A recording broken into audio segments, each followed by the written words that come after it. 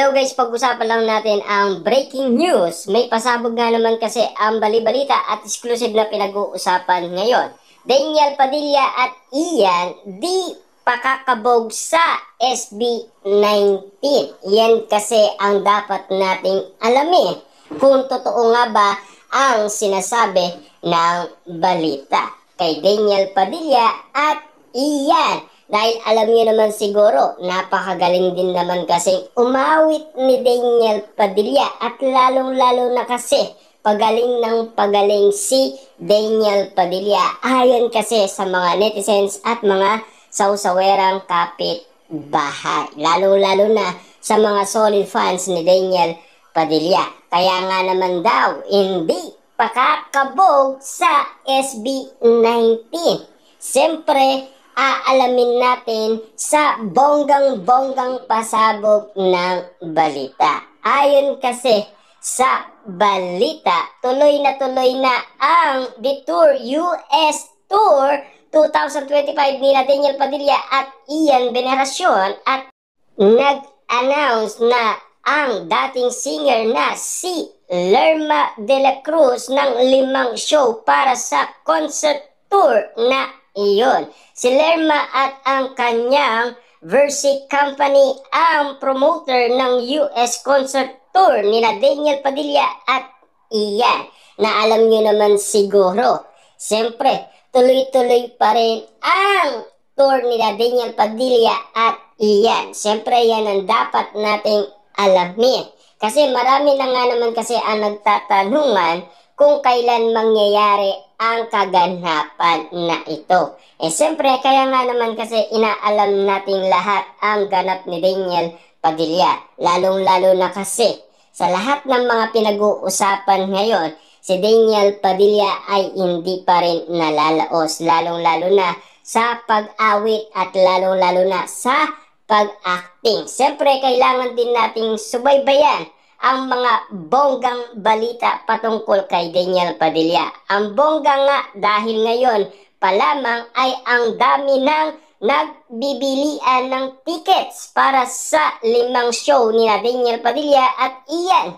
Mukhang hindi nga raw pakakabog ang dalawa sa SB19 na nagkaroon din ng US pati Canada concert tour na talagang naman dinumog. Anyway, kung ang SB19 ay sa Honolulu, Hawaii ang last show on August 1 sa lugar naman na iyon.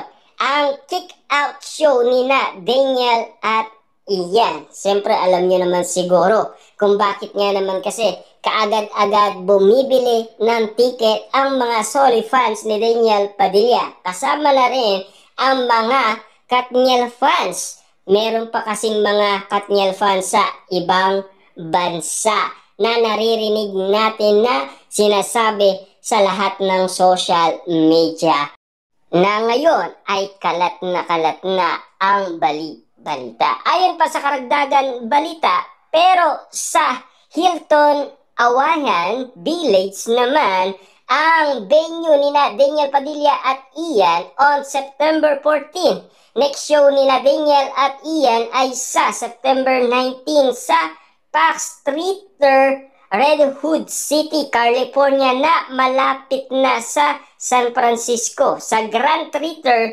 sa Anaheim naman ang third show nila on September 20.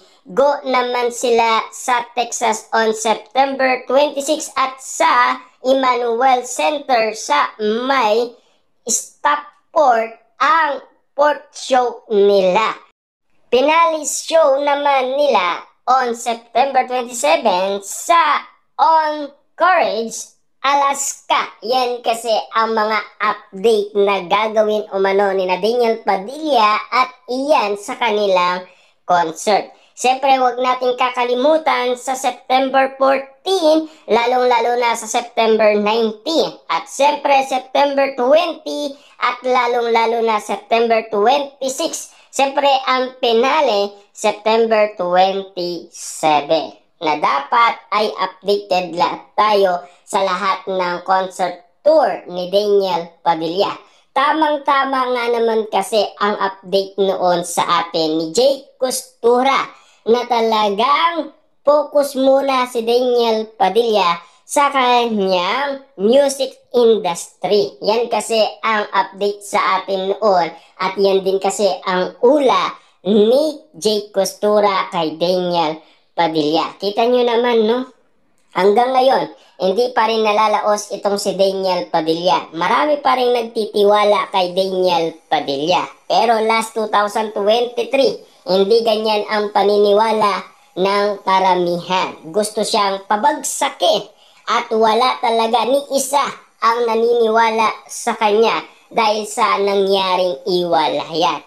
Pero patuloy pa rin lumalaban itong si Daniel Padilla at patuloy na nagiging successful pa rin si Daniel Padilla. Yan dapat ang hindi natin makalimutan. Karagdagan bali-balita, sa ng mga fans, excited sila sa pagko-concert nila Daniel Padilla at Ian dahil sinubaybayan nila ang Incognito Action Series. May clamor naman na sana maisipan din na gumawa ng US at Canada tour para sa cast ng Incognito na makakasama nina Daniel at Ian, sina Richard, Kyla, Baron, at Anthony at Maris Racal. In fairness, grabe ang support ng mga panay sa Incognito kaya naman marami ang nagre-request na sumalang ang cast sa isang concert tour.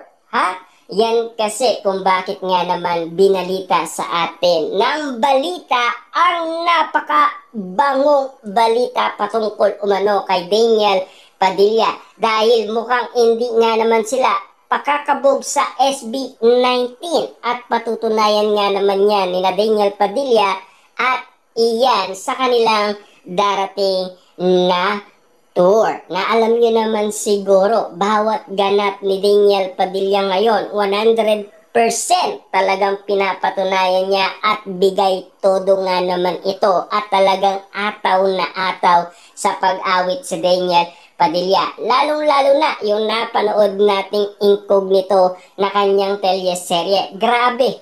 Todo ataw nga naman ito sa pag-acting at lalong-lalo na naging best actor pa si Daniel Padilla. Yan ang dapat nating talagang alamin.